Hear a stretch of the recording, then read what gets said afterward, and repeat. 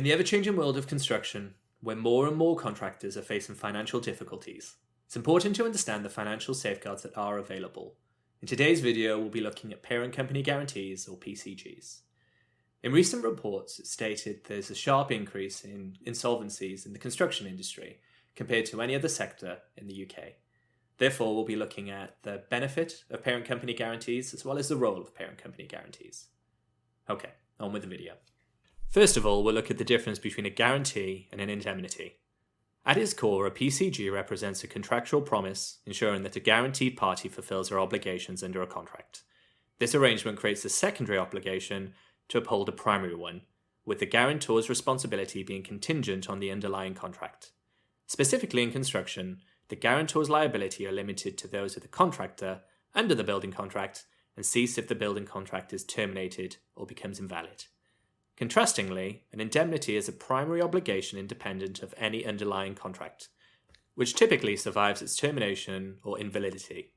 This distinction is crucial, as developers often seek to combine both guarantee and indemnity in PCGs to enhance security, while contractors prefer restrictions to pure guarantor obligations. What are the key issues in enforcement and utilization of PCGs? Number 1. Ensuring formality and legality. PCGs, being contractual in nature, must adhere to standard contractual requirements, offer, acceptance, consideration, and intent to create legal relations.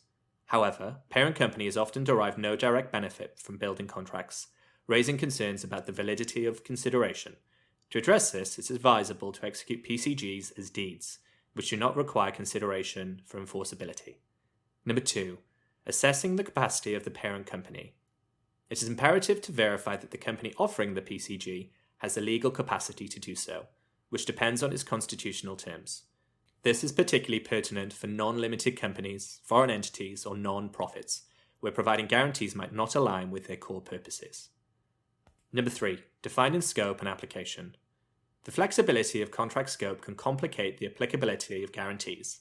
For instance, the timing of a contractor's default and subsequent employer actions can affect when a guarantor becomes liable. Clarifying these aspects in the PCG ensures all parties understand when and how the guarantor can be invoked. Number 4. Considering insolvency implications. Notably, insolvency does not constitute a contractual breach. Therefore, specific provisions must be included in the PCG to cover potential losses due to the contractor's insolvency, ensuring the employer is protected. And number 5. Clarifying enforcement mechanisms. Changes to the underlying contract can absolve a guarantor from their obligations, unless the PCG explicitly accommodates such amendments. Furthermore, because guarantors are not automatically liable for judgment against contractors, PCGs should ideally include clauses that bind the guarantor to any adjudicative decisions to create pay now, argue later stipulations to streamline enforcement. In conclusion, although the effectiveness of PCGs might seem limited, their strategic importance in managing the risks associated with construction projects is undeniable. The drafting details and thorough understanding of enforcement mechanisms are vital in leveraging their potential.